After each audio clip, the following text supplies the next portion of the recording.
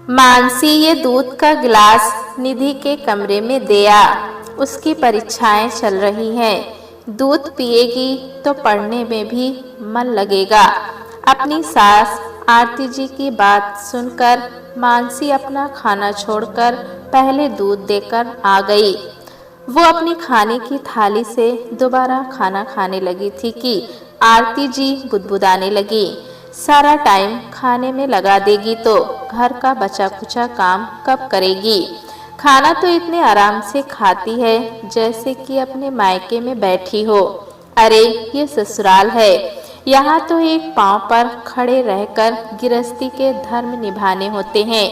इस तरह धीरे धीरे काम करेगी तो आगे घर कैसे चलाएगी। मानसी ने सब कुछ सुन लिया था और उसे पता था कि ये सब आरती जी उसे जानबूझकर सुना रही हैं। उसने खाना खाया और कड़वे घूंट पीकर रह गई। रसोई की तरफ जाकर रसोई का काम निपटाने लगी। तभी घंटी बजती है। वो दरवाज़ा खोलती है। भाभी, ये मेरे दोस्त हैं, इन्हें आपके हाथ का खाना खाना है तो आप फटाफट बना दीजिए। आधे घंटे बाद हमें निकलना है। मानसी देखती रह गई। उसका देवर मयंक अपने 5 दोस्तों को लाया था और आधे घंटे में 6 लोगों का खाना बनाने में मुश्किल तो आएगी। उसने अपनी सास से कहा कि वो थोड़ी मदद कर दें, पर आरती जी अपने कमरे में चली गईं। मानसी ने जैसे तैसे करके फटाफट कुकर में दाल चढ़ाई, सूखी आलू प्याज की सब्जी बना दी और बूंदी का रायता बनाकर पापड़ अचार के साथ गर्मा गर्म पूड़ियाँ बना दी। शुक्र है 4 बर्नर वाली गैस ने समय तो बचा दिया और खाना भी बना दिया। रात को थक हार कर अपने कमरे में गई और उसे पलंग पर लेटते ही नींद आ गई। सुबह नींद खुली तो उसे अफसोस हुआ कि वैभव कब कमरे में आए उसे पता ही नहीं चला। आपने मुझे जगाया क्यों नहीं? मानसी ने उलाहना दिया। तुम बहुत गहरी नींद में सो रही थी, इसीलिए मैंने सोने दिया। अच्छा सुनो, आज मेरे कॉलेज के दोस्त अपने परिवार समेत घर आ रहे हैं। रात का डिनर यहीं पर करेंगे। कुछ अच्छा सा बना लेना। पहले ही बताकर जा रहा हूँ, दिन भर आराम से तैयारी कर लेना। वैभव ये कहकर ऑफिस के लिए तैयार होने लगा।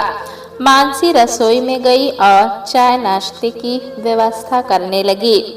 शाम को क्या बनाऊं? इतने लोगों का खाना एक साथ कभी बनाया भी नहीं। कैसे बनाएगी, ये भी उसके दिमाग में चल रहा था। उसने अपनी सासू माँ से पूछा कि मम्मी जी, शाम को खाने में क्या बनाऊं और कितनी सब्जियां लूं? इनके दोस्त परिवार समेत घर आ रहे हैं। 15 लोग वो होंगे, 5 हम लोग हो जाएंगे, तो किस हिसाब से कितना खाना बनाना है। अभी का तो चाय नाश्ता खाने का अता पता नहीं है और शाम के खाने का राग अलाप रही है।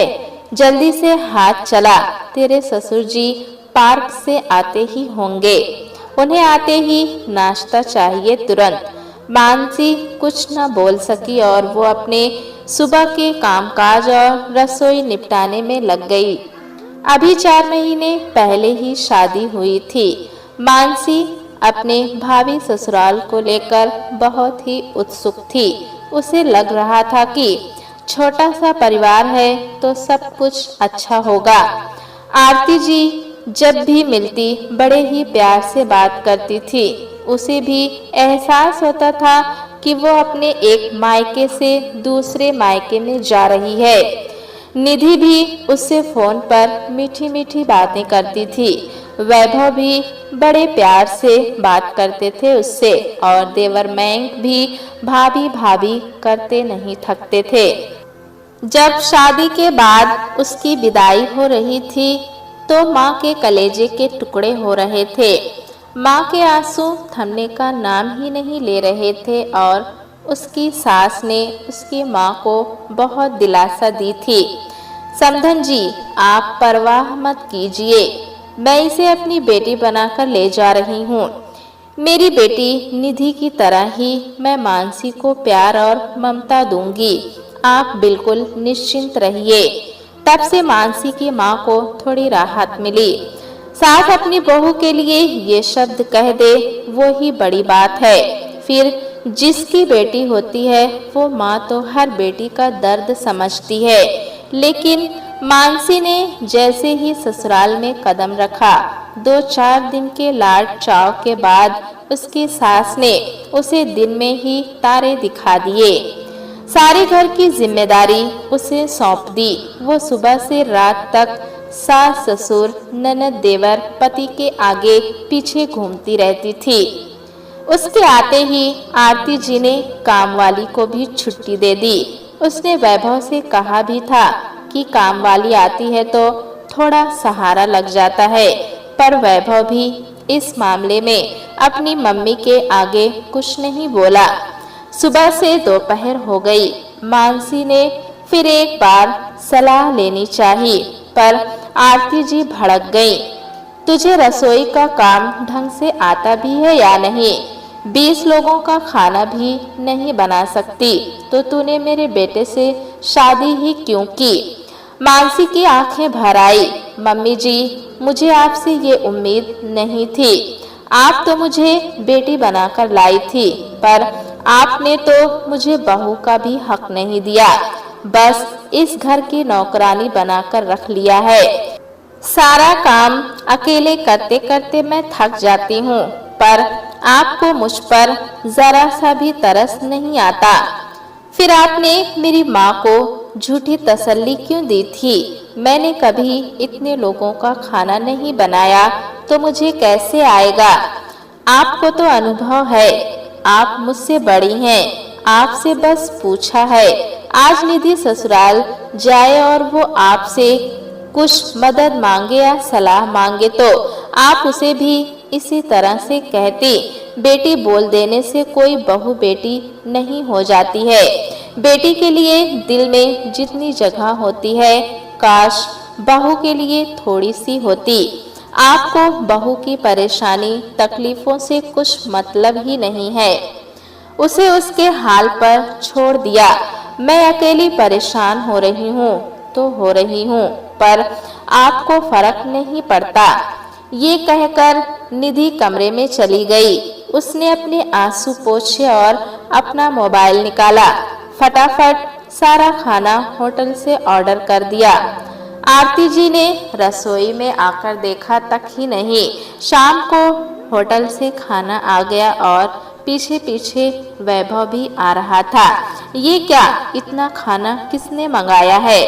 बिल देखकर वैभव और आरती जी का सिर चकरा गया। भैया, ये खाना डाइनिंग टेबल पर रख दीजिए, मानसी ने अंदर से आते हुए कहा। तुम ये खाना वापस ले जाओ, इतना रुपया मैं खर्च नहीं करूंगा, वैभव चिल्लाकर बोला। फिर अपने दोस्त के परिवार वालों को क्या खिलाओगे? मैंने तो कुछ भी बनाया ही नहीं। फिर आगे जो भी करना है आप देख लीजिए, वो सब आते ही होंगे, मानसी मजबूती से बोली। वैभव सकपका गया और आरती जी कुछ बोल नहीं पाए। मानसी ने सारा खाना घर के बर्तनों में खाली किया और मेहमानों के आने के बाद परोस दिया। सब खाने की तारीफ कर रहे थे। वैभव और आरती जी का चेहरा खाने का इतना बिल देखकर उतरा हुआ था। सब लोग खाना खाकर चले गए। फिर वैभव ने अपना गुस्सा मानसी पर निकाला, लेकिन मानसी की बातों को सुनकर उसका गुस्सा शांत हो गया। मम्मी, आप तो इतना अच्छा खाना बनाते हो, 50 लोगों का भी आपने बनाया है। आप मानसी को साग सब्जियों का थोड़ा सा अंदाजा दे देते तो आज होटल के खाने का इतना बिल नहीं आता।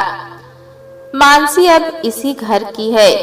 उसने कम से कम कैसे भी खाना मंगवाकर मेरे दोस्तों के सामने मेरी इज्जत तो रख ली, पर आपने तो बहू के आते ही घर की इज्जत और बजट की परवाह करना ही छोड़ दिया है।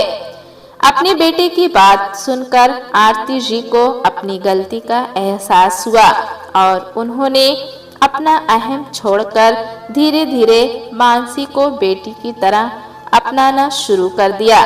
प्यारे दोस्तों, कहानी कैसी लगी हमें कमेंट में ज़रूर बताएं। चैनल पे नए हैं तो एक लाइक और सब्सक्राइब करना ना भूलें।